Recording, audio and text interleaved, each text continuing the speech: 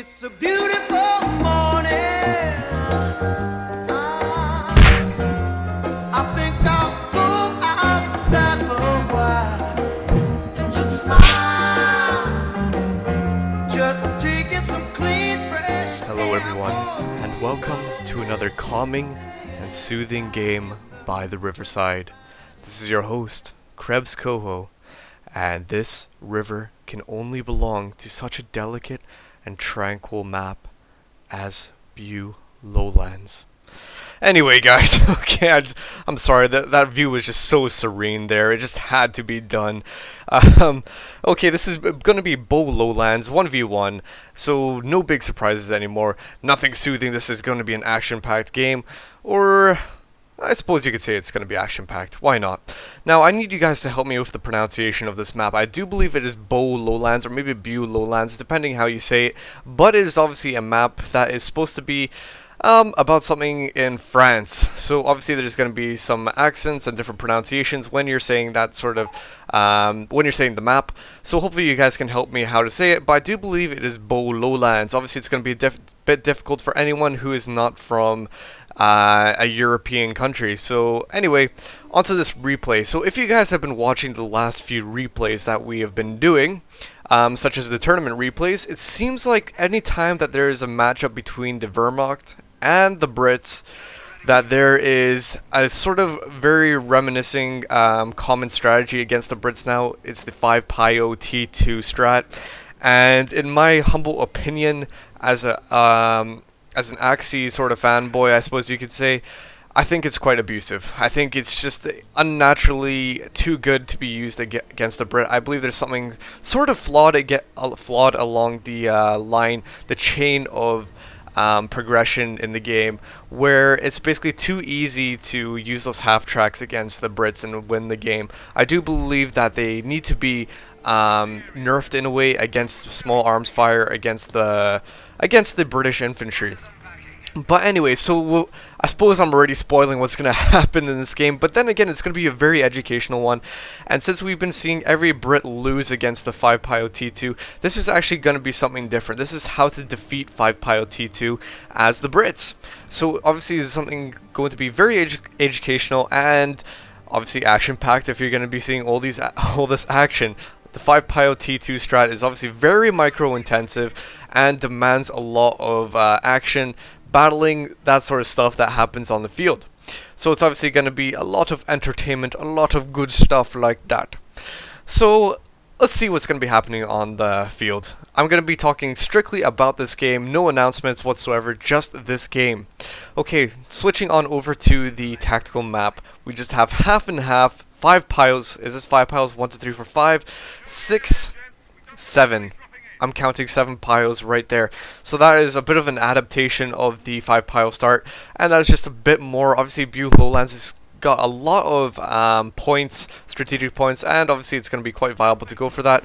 Likewise, maybe it's to do with the fuel income as well. So let's take a look. So we have Insane Bond, or Leatham, from the GR forums, who actually submitted this replay, and he has it on the Game Replays forum, Game Replays site, and so I picked it up off of there, and so he is going to be the Brit Insane Bond, versing his Wehrmacht opponent, GXX JH123, so I think something shorter than that would be easier to say throughout this, perhaps just calling him the Wehrmacht player. So let's see what else is happening on the field. So 5 Pio T2, very, very micro-intensive. Obviously, lots of units on the field. They always got to be doing something. Instead, these guys are sitting about and know they are going to be retreating. Obviously, Pio's not strong whatsoever when they're singled out. If you were grouping them up, then they're going to be a lot stronger. So I'm guessing he's retreating them at the moment to get this Krieg barracks all set up. And by having those 7 piles out, he could obviously have quite a capping advantage on the field. So that means he has a lot of fuel income, and that is why he can get to the T2 so fast.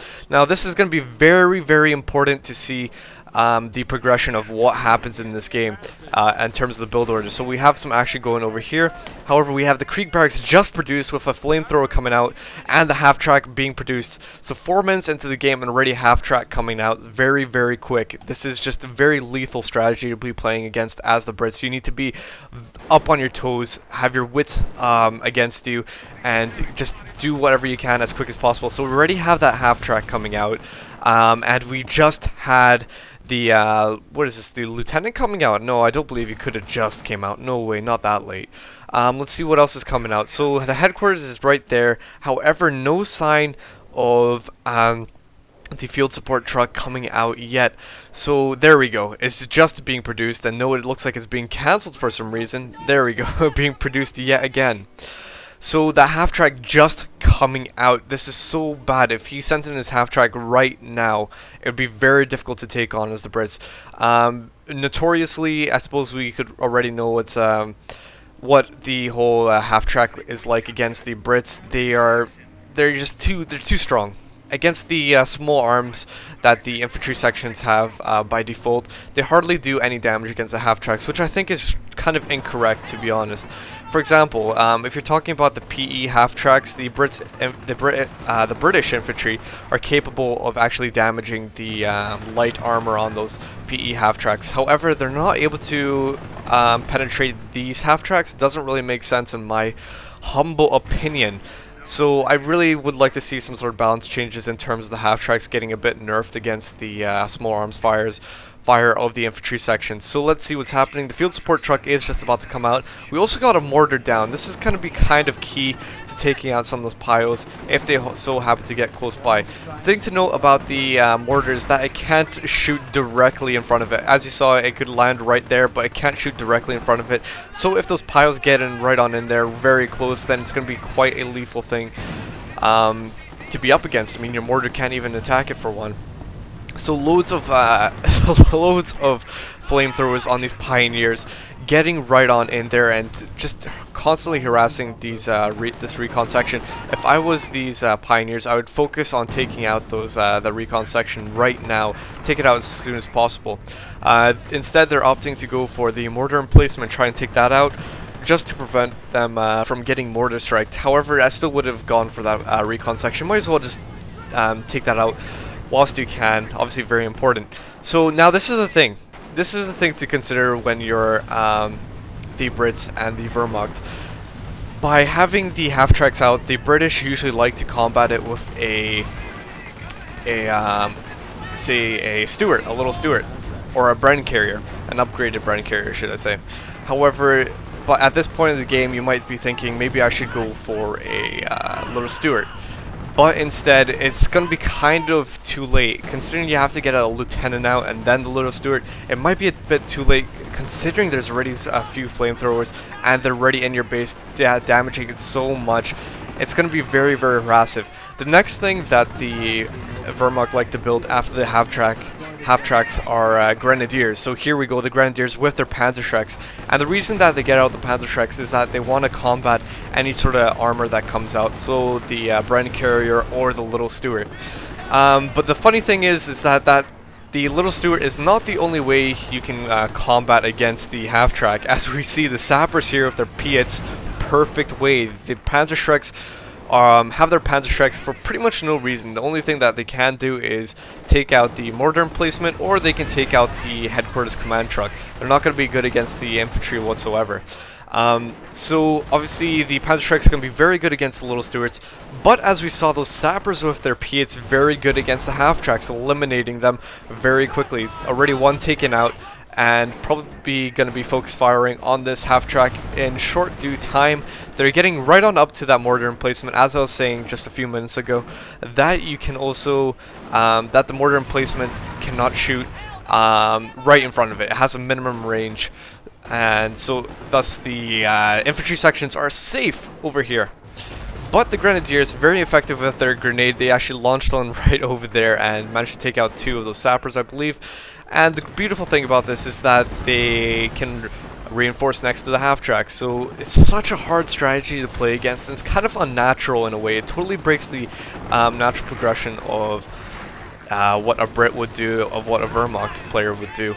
And it's just, as I keep on saying, it's just too much, in my opinion, for the Brits. It's just not something that should be, that should happen. The half-track should take more damage. It shouldn't come down to just the Sappers being the only effective thing against the half-track. I mean, considering that you have the Panzerschrecks that can easily take out the Little Steward and the Bren Carrier, it seems like the Sappers are the only thing that can really take out the half-tracks. But I'm actually thinking at the moment, maybe there might be more than one thing that could take it out. So say for example, if you had the Sappers build a Bofors, maybe that could actually take out the half-tracks quite well, and any infantry. Obviously the one disadvantage of having a Bofors is that it's a bit costly and it's stationary. So if you build it next to your HQ, obviously then it would be good, since all the action is probably going to be centered on the HQ. But if you build it elsewhere, then obviously you might miss all the action and all those half-tracks, and thus the Bofors are not going to be as useful. So I definitely agree with the Sapper choice. Very, very good. But it looks like pretty much looks like the Wehrmacht have failed with this. They were not expecting the Sappers to be so effective. They were expecting some Little Steward or Bren Carrier to come out. Instead, the Sappers devastated 2 of those half-tracks. And basically, the Wehrmacht is on the back foot. There's capping going away along the sides with the recon infantry. And I believe there should be a lieutenant somewhere on the map, perhaps. There is some pios just capping away as well. And all in all, if we look at the tactical map, everything is so messy at the moment. And this is just what happens with this unnatural progression. Now, doctrinal choice, the Brits have opted for the Royal Engineers, and a very good choice as well. By having that Churchill tank, will be very good against taking out the half-tracks, and also with its tank shock ability, it'll be good at suppressing those Panzerschreck squads. And so a very, very good choice. I mean, after all, the Churchill comes out at what, 3 CP? So it doesn't take that long to get, and very, very effective. So here we go, just charging itself in, marching right on down this hill. And one shot to pretty much the side or frontish armor on the Churchill, barely doing that much damage, still can hang on in there. And what it's doing is actually just trying to probably mow down these Grenadiers, but not so effective by doing that, not being able to do that whatsoever. So now it's going to be refocusing its attention on the half-track. There we go, taking out that half-track, and what I'd like to see is some tank shock ability. There we go. If you see this instant suppression when there's no suppressive units around, just the Churchill, then that is tank shock. And by having those units suppressed like that, he was able to actually crush them. So 11 minutes long, very short game there. I suppose maybe the Blitzkrieg Doctrine might have been a good choice to combat the Churchill, but maybe not as well. Then again, I mean, if you have Grenadiers, it's kind of pointless to go for Stormtroopers, so maybe not the best of choices by the Wehrmacht player. So anyway, that was a very quick game, but this just gives you guys a general idea of how to combat with 5 Pio T2. Go for your Sappers, very good. Likewise, maybe Bofors could work. The thing about the whole 5 Pio T2 start strategy is that there's likely to be Grenadiers and Panzerschrecks, so the Bren Carrier and the Little Steward is probably not going to be effective to go for, so rather go for your Bofors or your Sappers. Okay, so anyway, I think you guys got a general idea of how this was turning out, and I hope you enjoyed the short cast. But anyway, until next time, I hope you all have a very nice day, and this is again a very soothing game. But anyway, see you guys later. Bye-bye.